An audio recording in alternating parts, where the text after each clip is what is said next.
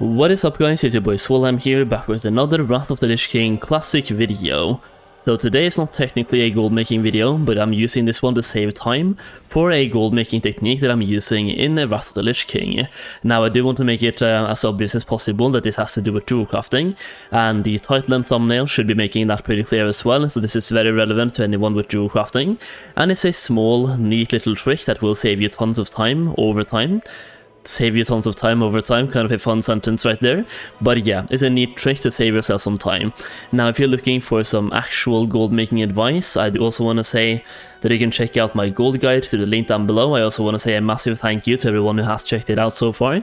The feedback has been insane, the support has been insane, and I really do appreciate it, more than you know. So yeah, feel free to check that one out through the link down below. We also have early access to my investments over there right now. All you have to do is check out the gold guide, and after purchasing it you can get access to a Discord server as well, where you will have early access and exclusive access to those investments. So yeah, check that one out. Those investments are insane. Gotten some really nice feedback on that one as well, so yeah, check that one out through the link down below. Now let's talk about the super easy trick that we can be using here to save some time. So this one has to do with the daily jewelcrafting quest, which gives you a daily Dalaran Jewelcrafters token. And I'm just going to show you what I mean here when we're doing this trick. So if I can just get lucky here on one mob and just get the loot super fast, if possible, we can just try to do that super fast here. So basically what we're doing is we're trying to save some time. Killing this one with my super low geared warrior with pretty much no gear whatsoever. We're using like level 70 brutal gear with some level 80 gear as well, so it's going not that fast, but I'm going to speed this one up a little bit now, just popping some cooldowns so I can get some more revenge procs as well. Just spamming revenge really. I don't even have the glyphs or anything for revenge, so my damage is super bad on this one. It's my gold making characters, so I feel like I'm kind of excused here, but yeah, I'm just gonna kill a couple of these and get the loot and show you what I mean. Okay, so here we go, pretty much on the exact next pull after I stopped recording there, we got the item. So we're hunting for a elemental armor scrap this time around. This is used to combine with a bloodstone and a huge citrine to give yourself the item you're looking for, which is the bright relic, or the bright armor relic. After you have that one, you can combine that one and you can now see that you have everything you need to complete the quest. Now instead of going back to Dalaran, we're going to be hunting for one more of those bright armor relics, or the scrap that you get from these guys, to make that relic. So once again, just going to do like a pull right here.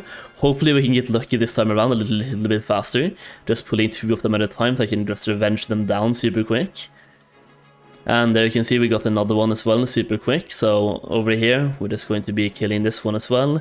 Get this one down, here we go. So we got on one more right here, we can combine one more of these, even though we already have the quest item. So now we have the quest item, we just made another one, and if we get lucky we can find another one as well, but basically you can now farm these indefinitely. So you can farm as many of these as you want. So for example, you can stay here for a little while, pull some elementals, and just farm out these relics. You can also combine this with any other gold farm that you're doing at the time.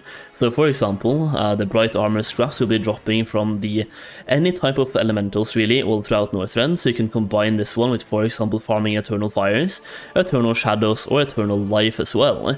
So you can combine this one with several gold farms in the open world and do the quest at the same time, and just keep several of these in your bank. Now what we're doing here, I'm going to show you in just 1 second. Just going to loot both of these and make, well, yeah, 4 of these. We're gonna have 4. We just stayed here for like 2 minutes and we got 4 elemental armor scraps already, giving us 4 bright armor relics. So now, instead of staying here, I'm just going to go back to Dalaran right now so I can show you why we're doing this, and then I'm going to go back and farm some more. Okay, so we're now in Dalaran and we're going to hand in the quest right here, so you can see we have 4 of the bright armor relics right now. We only need 1 for the quest itself, so right here we go. Handing in the quest, getting the Dalaran Jewelcrafters token, and you can see we still have the other 3 quest items in our bags. So at this point you can just keep them in your bags if you want to. You can also just put them in your bank if you want to do that instead. I know that I've mentioned this in my gold guide and several videos in the past, that having jewelcrafting is a really solid way of making passive gold, or semi-passive gold, And now, if you do this trick right here, it's very passive as well. It requires you to do some work up front, but then you can just reap the profit for a long time. So you get 1 jewelcrafting token every single day.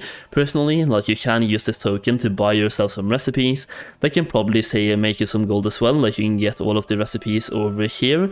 So titanium band, titanium ring, ring of scarlet shadows. This one is apparently super profitable right now on my server.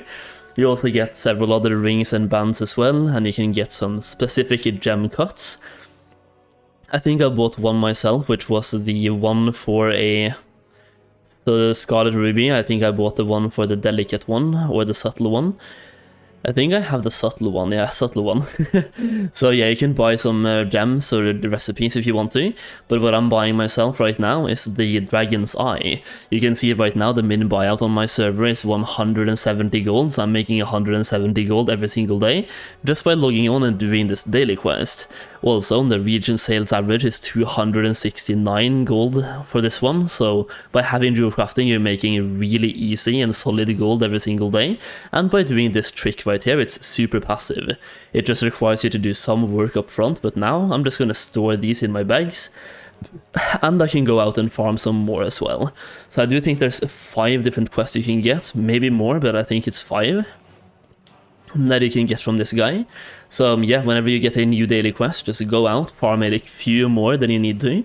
That way you don't have to fly back. That is the thing I'm trying to make, the point I'm trying to make here.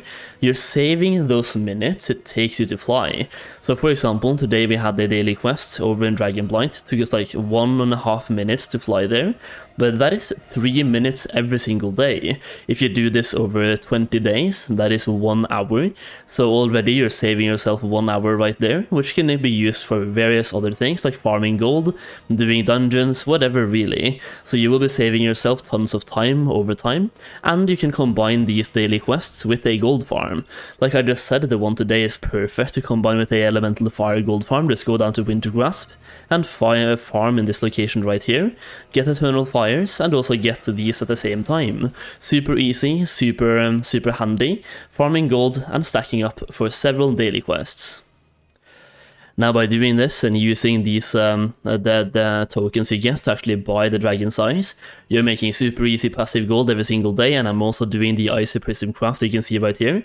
So by creating this one, it should trigger a 20-hour cooldown on the Icy Prism. This one is very RNG, but generally speaking over time, with like average RNG, you should be making some gold every single day by doing this one. So for example, I just spent about 40 gold in total, and I got, well, crap greens or crap blues this time around, so I'm basically just making my gold back right here. Maybe even losing some gold depending on the actual price of the frozen orbs. So 35 gold right here, plus 1 gold per green gem. So roughly spent 40 gold today, and hopefully I can make some of the gold back. Based on the min buyouts, I am losing some gold. But if you, for example, get a Scarlet Ruby or 2 Scarlet Rubies, you're making massive profits. And yeah, by doing this one, you get super easy passive gold over time. And by incorporating that with just doing some work up front and getting lots of these quest items stored in your bags, jewelcrafting can be a very, very, very good passive profession just to have for gold making. So if you have a level 80 alt just sitting around, or even level 70 plus alt sitting around, you can easily just, without professions, you can easily just grab jewelcrafting, spend some gold to skill it up. It will be worth it in the long term, because you're making passive gold every single day for the rest of the expansion. Now the amount you're making will be going down over time, but it will be profitable. Either way, I hope you enjoyed the video. If you did, leave a like down below. I talked a bit too much, but hopefully you enjoyed either way. If you want more content like this, then subscribe to the channel. And yeah, check out my gold guide through the link down below. Either way, thank you so much for watching, and I'll see you again very soon. Peace out, guys.